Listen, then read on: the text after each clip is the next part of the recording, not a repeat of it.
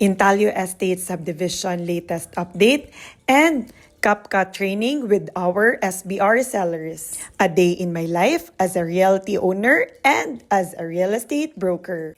Hi guys, I'm back. So today we had a training and monthly meeting at our office. I make sure that our sellers are well equipped in the latest marketing trend. And then we had a house viewing in the beautiful Magna Obra, Magnum at Intalio Estates Subdivision. And this is their latest development update with their improved drainage system in the entrance gate.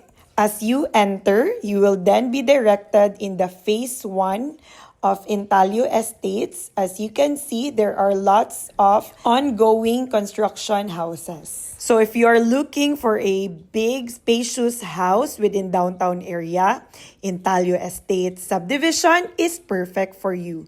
For more details, message me or contact the number below. So when's the best time to invest?